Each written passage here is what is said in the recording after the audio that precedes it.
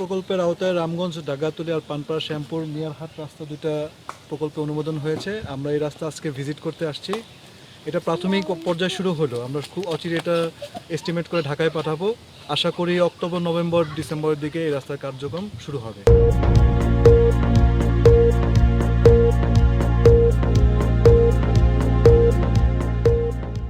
রামগঞ্জ দক্ষিণাঞ্চলের অভিশপ্ত যে রামগঞ্জের বেড়িবাজার এবং শ্যামপুর যে রাস্তা, সেই রাস্তাটির প্রায় রামগঞ্জ থেকে ডাক্কাতলী, বেড়িবাজার, লক্ষ্মীপুর অংশের 11 কিলোমিটার এবং পানপাড়া শ্যামপুর পর্যন্ত 7 কিলোমিটার। আমাদের উপজেলা প্রকৌশলী আমাদেরকে জানিয়েছেন যে ইতিমধ্যে এই রাস্তাটির প্রকল্প পাস হয়েছে। ইনশাল্লাহ আগামী ডিসেম্বর নাগাদ এই সড়কের প্রায় 18 কিলোমিটার, রামগঞ্জ, ডাক্কাতলী, বেড়িবাজার, লক্ষ্মীপুর অংশের 11 কিলোমিটার এবং রামগঞ্জ, পানপাড়া, শ্যামপুর পর্যন্ত 7 কিলোমিটার অংশ অচিরেই সংস্কার কাজ শুরু হবে।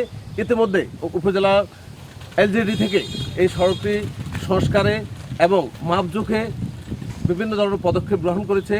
আমরা এলাকাবাসীর পক্ষ থেকে সংশ্লিষ্ট কর্তৃপক্ষকে ধন্যবাদ জানাচ্ছি।